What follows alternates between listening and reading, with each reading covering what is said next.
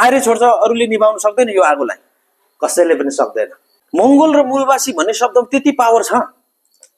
त्यही मंगोल र मूलवासी शब्दले 18 वर्ष यो देशको निर्वाचन आयोगले चाहिँ दर्ता नगरेको हो नि त मंगोल दर्शनलाई। त्यही त्यसकै शक्तिको कारणले गर्दाखेरि हो त नि। मंगोल दर्शन 18 वर्ष। सुन्नुहोस्, मूलवासी मंगोल शब्द अघि मैले भने नि त्यति भयानक। फलामको चिउरा भन्छ नि, फलामको चिउरा कहिले चबिन्छ त्यस्तो भएको छ यो देशको शासकहरूलाई अहिले। मंगोल र मूलवासी भन्ने शब्द हो। ओहो, गाह्रो। यो दुईटा शब्द छ तर यति भारी शब्द छ नि, त्यो ना मिल्नु ना चबाउनु, त्यो भइरहेको छ अहिलेको शासन सत्तामा बस्ने मंगोल र मूलवासी भन्ने शब्द। त्यस कारणले गर्दाखेरि किन यस्तो यस्तो प्रहार गर्नुभयो त महामानव डाक्टर गोपाल गुरुङज्यूले चाहिँ? फेरि यता लोकतन्त्र धर्मनिरपेक्ष प्रान्तीय सरकार पनि उहाँले चाहिँ नि को निम्ति पनि लड्नुभयो हैन? उहाँ इन्लाइटनमेन्ट कुरो त त्यहाँ आयो। इन्लाइटनमेन्ट व्यक्तिले आफ्नो शत्रुलाई पनि मार्न चाहँदैन कि। त्यस्तो हाम्रो नीतिगत शत्रु त हो आर्य सत्ता, तर उनीहरूलाई पनि बचाउनु पर्छ भन्नुभएको छ नि त महामानव डाक्टर गोपाल गुरुङले। होइन भने सखाप गर भनेर भन्नुहुन्थ्यो नि त।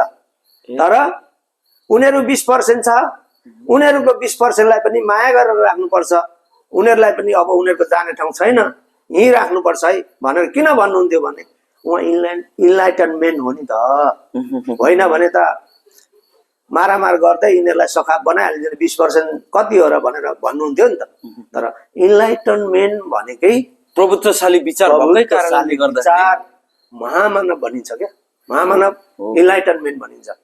त्यस कारणले गर्दाखेरि जुन आगोको झिलको होइन उहाँले पुरै आगो सल्काएर जानु हो, त्यो निभाउन सक्दैन। अब नेपालमा त के अन्तर्राष्ट्रसम्म उहाँले चाहिँ त्यो सल्काएर जानुभएको छ। मंगोल नेसनल अर्गनाइजेसन के हो भन्ने कुरो अन्तर्राष्ट्रले पनि राम्रोसँग चाहिँ बुझेर अन्तर्राष्ट्रमा पनि आगोको सल्काएर जानुभएको छ। अन्तर्राष्ट्रमा नेपालमा त अब ज्वालामुखी जस्तै भइसकेको छ। अब यहाँ मंगोल नेसनल अर्गनाइजेसनलाई कसैले रोक्नु छेक्नु आउँछ भने ज्वालामुखीमा परेपछि के हुन्छ मान्छेको हालत? खरानी हुँदैन? खरानी हो। खरानी हुनु चाहने कि मंगोल दर्शनलाई स्वीकारेर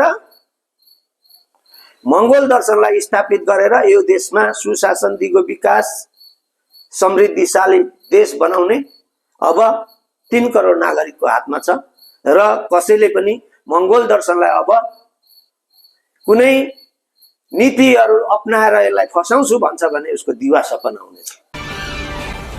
तपाई हेर्दै हुनुहुन्छ विचार परिवर्तन।